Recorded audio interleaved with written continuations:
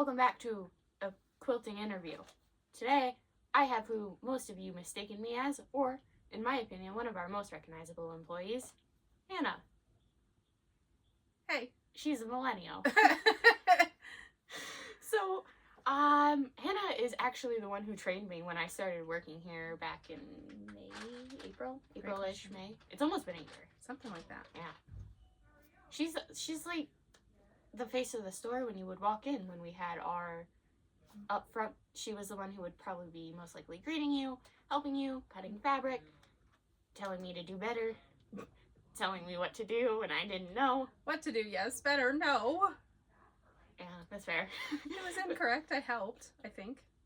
Anyway. I don't know, we just laughed a lot. But she is also kind of like in charge of our machine selling machines, showing you what to do. So if you bought a machine from us, Hannah is most likely the one who taught you. She kind of wears our hat of, she knows everything, like how to, not everything, but like how to, like a cross trainer. Mm-hmm. She's like, I did my best. We're doing great, sweetie. But this is Hannah. Can I introduce yourself a little better than I? My name's Hannah. I've worked here a grand total of, I think, 7 years.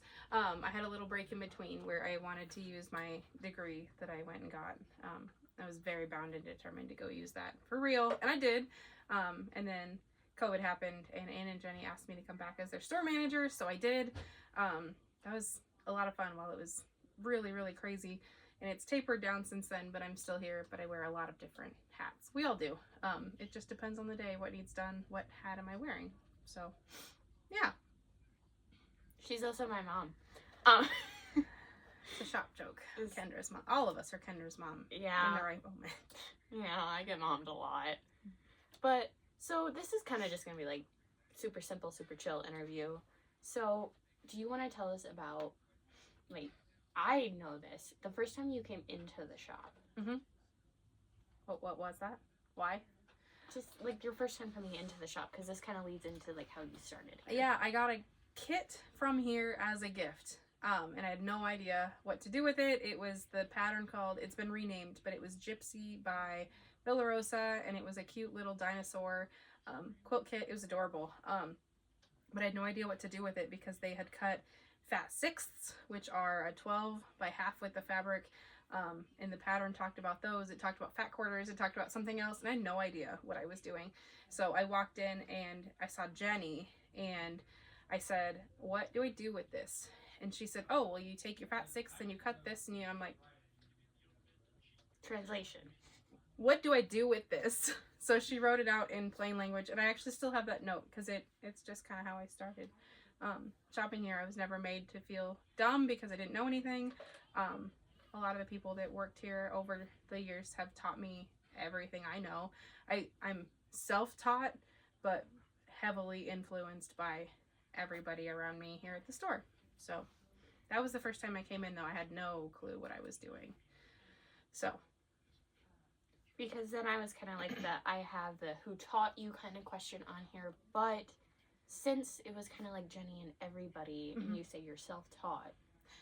I taught myself how to use my machine, but the techniques I learned and absorbed from everybody here. So Jenny taught me quilt math, which I would have laughed at you if you had told me 10 years ago that I'd be pretty decent at quilt math, especially in my head quilt math.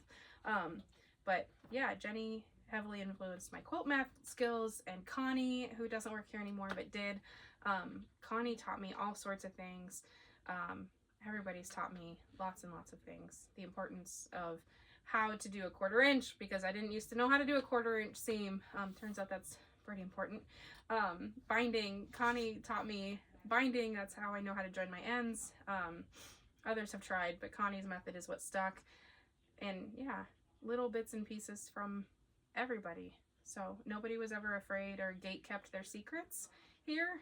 If I wanted to know something, they taught it to me, which I super appreciated. So it's not something I got at every store I went to, but I got it here consistently, which was wonderful. So we've tried to be that for everybody else. We try to be a very open community Mhm. of we want to help you if you want our help. Yeah. We don't want to... We're here to help you learn. That's why we're here. We're not here to gatekeep secrets of how to do things this way or that way, or we're here to help. And I'm super excited with this show that we get to bring Cricut help into this now to like show we do know things and how to combine two worlds. Mm-hmm. And that's been very exciting for at least me at the shop. I'm not sure how everybody else does it because it's still new, but it's fun. But going back to like your dinosaur first quilt, Mm-hmm. do you want to talk a little more about how you... What was my first one? Because that actually wasn't it. I bought some fabric online and I just sewed some 5-inch squares together, and I was really proud of that. And it was really cute. I think it has since fallen apart, but I had a cousin who was having a baby and I was like, oh my gosh, I want to make her something. So I did, and I had a lot of fun with that. But that was my first quilt, and then I got that quilt kit from here. That was my second one, and then I remember going home and drawing myself a pattern that I bought fabric here for as well. It's fallen apart. First, the binding has fallen off. It was not good work. But everybody starts somewhere. So, yeah, those were my first projects. Nothing special, but they made me feel very accomplished and that I was learning something new, which was fun. And I'm going to disagree with you. I think it is special because I think every first like couple quilts to someone is always going to be special. Oh, for sure. Like the memory wise, but no special design or anything, no special pattern, I didn't know anything about who made fabric and what was what, and I think that's almost more freeing when you don't know what's what. You're more likely to put things that may not typically go together that look good in the end anyway. So, like mixing brands, like when I worked here, when I noticed people would be like, can you help me do my first quilt, pick my fabrics? I would specifically not tell them brands because I know from like my friends who quilt, you can become very like loyal to certain brands, and just as someone who looks like helping someone starting to quilt, I never wanted to bring up brands, and definitely I never did. Necessary. It happens to lots of us, but you become biased to things you like, but that doesn't mean you shouldn't start that way. Exactly. I always want everyone to like get a variety so they can see what they like as they're going. Because what initially like drew you to sewing at first, or like that led to quilting? I had a friend who I believe worked at a different local shop at the time, but she had started quilting and she was posting pictures of her finished stuff, and I was like, oh man, I can do that. I want to do that. So I asked for a sewing machine for Christmas, and I got a sewing machine for Christmas, and that friend no longer quilts at all, but she got me going on it. So shout out to Noelle, because if she hadn't posted her pictures, I wouldn't have started quilting or sewing. So it's kind of funny how that works. I buffered for a second because that's also my middle name, and I was like, I didn't know Noelle. you. Yeah. Yep, my friend Noelle, I knew her in Ames, and then they've moved to Ankeny since then, but yeah, she was a good friend of mine.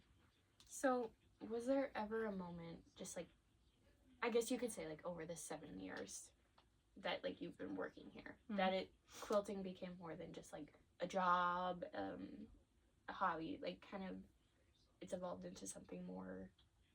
No, I don't think so. I go in spurts where I really want to sew for myself, and then I really don't want to look at my sewing machine, and I'm firmly in I want to sew for myself right now all the time.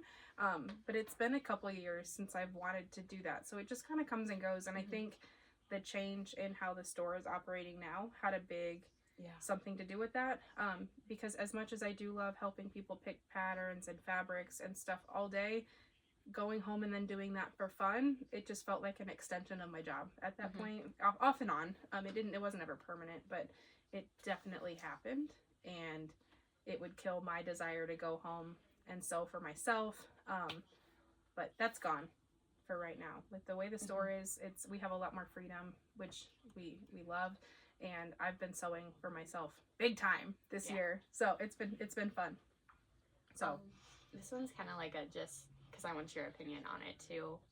as someone who also works at the quilt store, I get, I guess you could say, like, sewer's block a lot, especially with this show having to, I shouldn't say having to, but keeping up with videos, keeping up with projects, and having only like 2 to 3 days to get 2 videos out a week. The quilter's block hits me all the time. When it hits you, do you kind of like, trying to think of the best way to phrase this, like, you sit and you ponder if sewing at home is even worth your time anymore? I have thought that before, but I just ride the waves. Honestly, it comes and goes. I'm not on a rigid schedule like you are for anything, but like with my sew along, I knew better. I rushed through my sew along because I knew that, like, kind of like writer's sewing block, it just kind of hits you when it hits you, and when you don't want to sew, you don't want to sew, or I might not have time to sew. My little guy he just turned 2, and his time is more important to me than anything I'm going to accomplish sewing. So if he's not in the mood to let me sew, then we don't sew. But I just ride the waves. When I want to, I try really hard to. And when I don't want to, I don't. Because I found that if I push through it, it just makes me kind of hate it more. And then the drought lasts longer. So I don't know. I just kind of ride the waves with it and let it do what it's going to do. How's that for a vague answer? I think it's a good vague answer for a vague question. I used to push through it, and then I used to just kind of resent everything around me for having to do I don't know. My hobbies flex throughout the year. I love to sew. I like to be outside. I like to attempt to garden. I'm not really good at it, but I like to try. I like when I get text messages from Hannah, like, you want to stop by my house? I made cookies. Yeah, I love to bake. Oh man, I love to bake. I love to go on bike rides. So I just kind of... I like to seal your dog's toes. Kendra helps me trim. My puppy dog is feisty when it comes to nail trims. Kendra helps me when I need an assist. So. I get paid in lasagna. It's worth it. Yes. But yeah, I ride the waves. Yeah, like, riding the waves has definitely become a bigger part of my sewing life at this stage. Because when you're riding those waves, what is your favorite go-to project? My favorite something to make? A bag. A bag. A bag. A bag. I can start and finish a bag in a day. And that sometimes is all I need to keep going. If I'm in a rut, I can make, you know, a tote bag for somebody who would use one. Because there's a pattern I like that I can finish in about 3 hours. So if Luke takes a really long nap, I could whip up a bag in a day and have it finished. And that tends to help get me through. Because I kind of asked that to lead into this with the bag. Did it as a joke once, and now I gotta put the accent away. With the bags, do you want to talk about the project we kind of like hosted last summer for the foster kids? Yeah, we did I don't even know what to call it, but we asked customers to make duffel bags for foster kids. My friend Tammy works at a local youth attorney's office where they represent kids in criminal cases, foster cases, parents having their rights terminated cases. That's that kind of heavy stuff.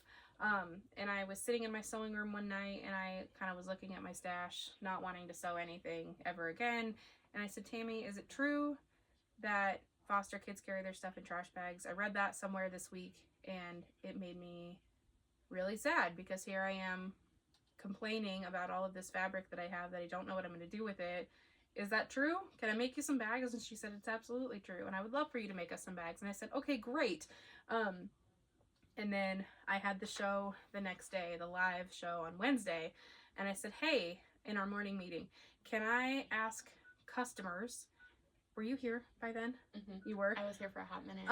I said, can I ask customers to mail us bags? Because I found this out, and it made me cry, and it made me feel ridiculously privileged. Can I ask customers who also have the means to make bags, help us make bags? And they were like, yeah, sure, why not? And then on my live, you guys were asking, well, I'd make a bag. Will you kit it up for me? And then I said, heck yeah, we'll kit it up. So then we kitted them and pre-cut them. That's the part that really got me. Yeah. So we kitted, quilted, and pre-cut your bag pieces for you guys to assemble, which, man, you guys showed up. I think we sold just shy of 90 patchwork duffel kits, and that is something we'd like to do again. Yeah. We have 2 giant rolls of soft and stable that are they're at our storage unit right now. Just need some time, but we'd like to do that again. So anyway, it turned into, we sold kits, and the kits sold like crazy. They did. And you guys turned in so many bags, and then a lot of you that ordered a kit made us bags out of your stash, and I, quite honestly, I lost count, but I know there were over 100 bags turned in. Have pictures that I see if I can... Of piles pictures, of duffels. if I have them. Here. I love it when people do this. But yeah, piles of duffels, and they're most of the way through that. And in that, Tammy founded actually her own thing. I don't know if you know this. It's called the Peaceful Project, Piece, Peaceful. And she wrangles quilters from all over, and they make quilts for the foster kids too. So a lot of times if they're getting a bag, they're also getting a quilt to go with it, because most of them that are getting these bags or quilts or both, they don't have their own sleeping space. So even if they're crashing on a couch, they at least have a quilt that's made with love and a bag to put their things in that's a little more dignified than a trash bag and someone else's blankets for the night. That's just, I don't know. It's just something to make you feel like you matter, which is big. Because we've talked about it. I want to do a quilt foster or cancer patient drive here, and we're still working on details and trying to figure out if it's possible, but just being able to work in shops like this where it's even just a possibility to happen, it means the world to me, and I'm sure it means the world to you. It's pretty cool. Yeah, it blew up from can I make you bags to I have this horde of people that are wanting to make you bags too. So it's pretty neat. It's very unexpected, definitely not planned. No. But very, very cool that it did happen. So thanks to everybody who made a bag. And if you somehow happen to end up with one of these bags and watching this later on, I just want you to know that we're proud of what you went through. And we love you. And we love you. And so that's going to lead to kind of our next question of, you could choose one material rest of your life. One to sew with? Yeah. What am I sewing with? Yeah. Top choice. Oh, it's hard. I love canvas.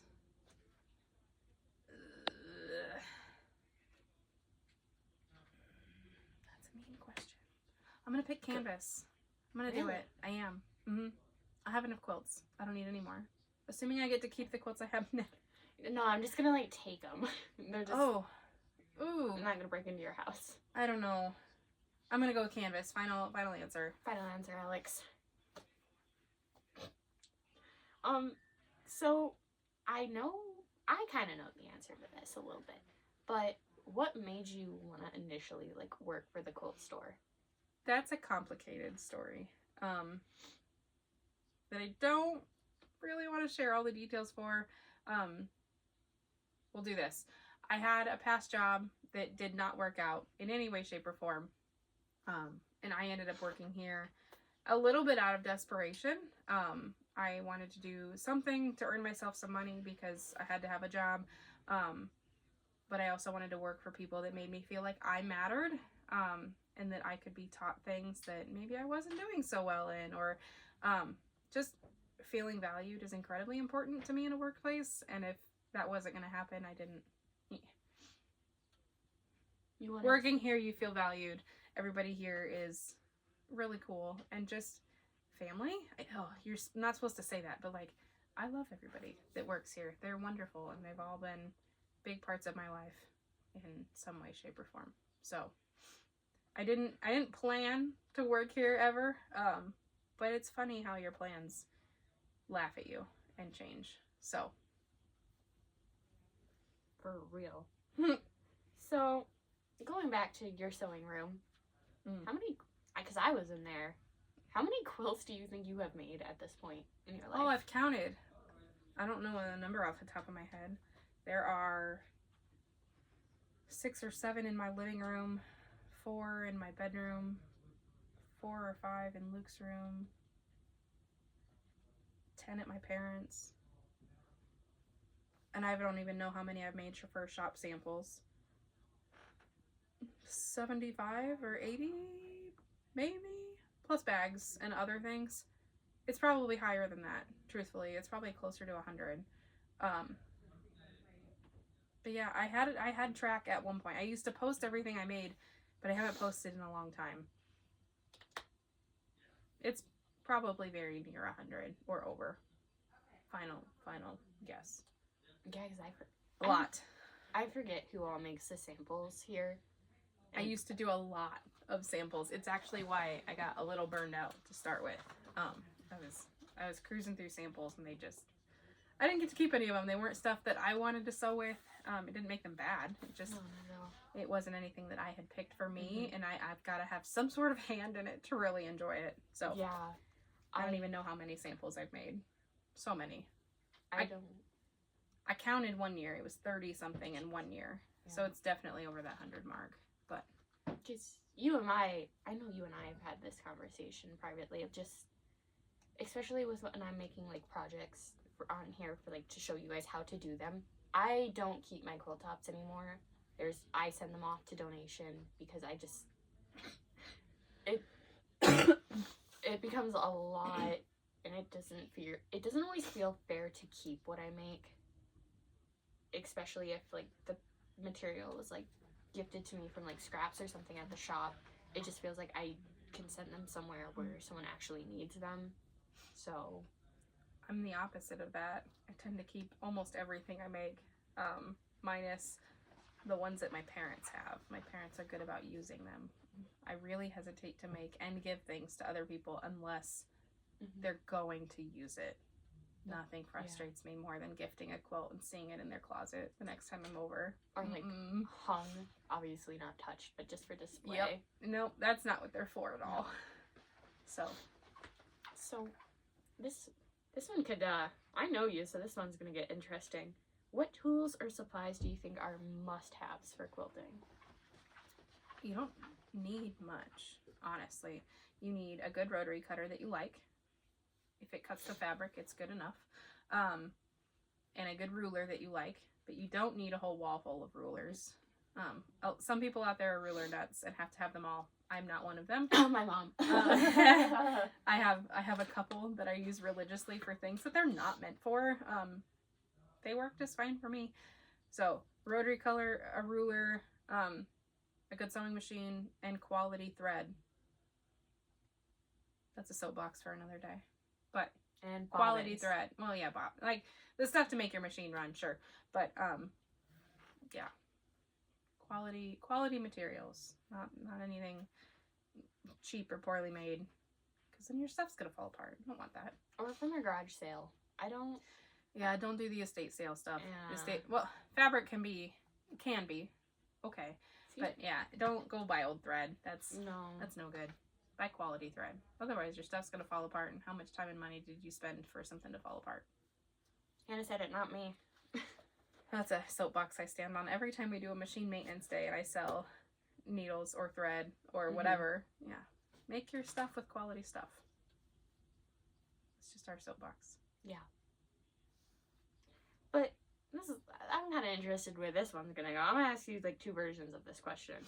What is the funniest or most memorable quilting moment you've had in your not outside of the quilt shop, like in your own sewing life? The funniest moment in my own sewing life, or like a memorable. Oh, I was really excited one time to make dog collars. I found a cool pattern online, made them. I used fabric that I had been holding back for I don't even know how long. I made my dogs matching collars. I took their pictures. They weren't nearly as thrilled as I was. And then I was like, great, let's take them on a walk.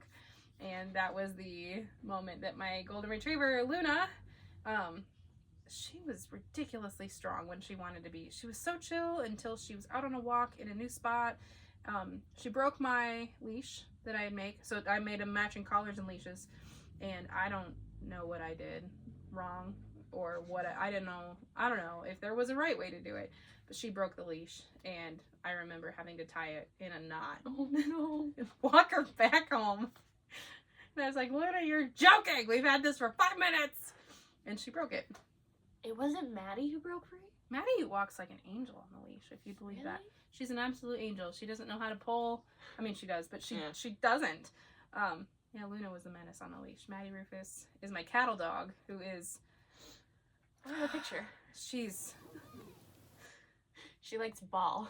She plays ball all day, every day. No, she's wonderful. She's just a lot. But no, she walks like an angel on a leash. Luna was my menace. Yeah, I remember the noise that it made when it pulled apart. Just made a... It was a very loud pop, and I was like, oh, gee, I'm sure I said some words. Hannah said bad words. But then Luna realized that she was free, and she wouldn't run away. She's just going to stay far enough so that you can't catch me. Yeah. Coming up near the park here in Mount, I'm like, there's people! So I grabbed her and tied it. And, yeah. Roxy, when I take her on a walk, is a perfect angel. But when me, my boyfriend, his dad, and his stepmom took Roxy and their dog on a walk, Roxanne doesn't listen to men. Roxy doesn't respect men. She was listening to me, who was behind my boyfriend who was walking her, but yeah, that's what she was doing. She's trying to get far enough away that she didn't have to listen to the men, but close enough to mom where... Oh, Rox. She likes to make out with Hannah's dog, too. She likes to give Maddie root when we're doing Maddie's nails. She'll come up and give Maddie little kisses on the nose. Like it's okay. It's okay. Maddie doesn't appreciate it. Maddie, like, full-blown stops inside eyes of Roxanne. Just, like, don't touch me. Alright.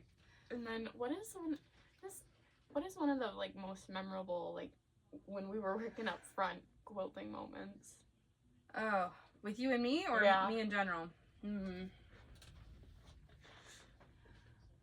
can say one will you think.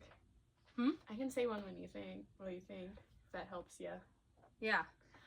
It got to the point really bad where customers were quoting things I said back to me. Like, they would come back and, you know which one? Kendra would speak her own language and then come back and quote it. I don't know that I ever heard that, but that's great. Girl math got real bad. Oh yeah, girl math. She would say something and she'd be like, girl math. And then the customer would be like, yeah, girl math. And I'm like, well, people would ask me all the time, hey, how much should I, like, get more fabric? And they're like, how much? And I'm like, in my personal life, I'm always like, get an extra yard, you know, just girl math it. Yep. You don't need to That explain one was great. That's good. That's good. My favorite was when they'd come up to Kendra and, like, anything related to machines, because she was still really new. And not that you didn't know things. No, but, like, I didn't know You things. didn't know the very specific things they were coming to you. And you would listen politely, and they'd be like, I need this, and I need this, and this is happening with my machine, and on my last project it did this. And you'd be like, I'm going to go get Hannah. I'm going to go get an adult. Yep. That one, too. Yeah. We had a window right here. And a lot of the times I would be up front by myself when I was here just because of, like, I think you had to go get lube or something.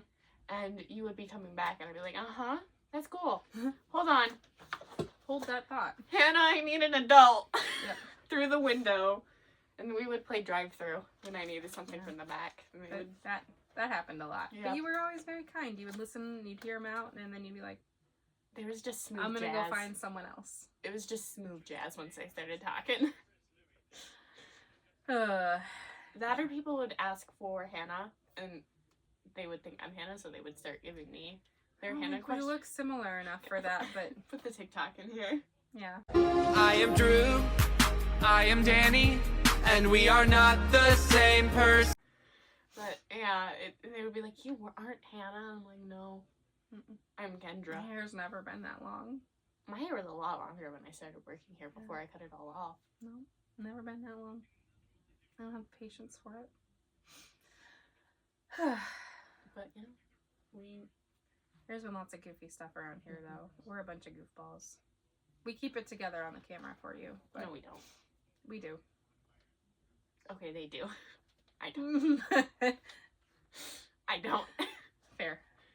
Sometimes it'll just be like a cat head popping up, and I just don't notice until after it gets posted. So that's our quilt shop. A very professional, grown-up place where we have answers. We know our stuff, but we're here to have fun too. Yeah. We take things seriously, but we also live to genuinely enjoy it, and we're not going to be like, get out. Oh, never. Never. If you have questions, just ask. Because there's a good chance I probably asked that question to Hannah. Very good chance. That's why we're here. Yeah. So. I'm gonna go eat chicken nuggies now. Bye.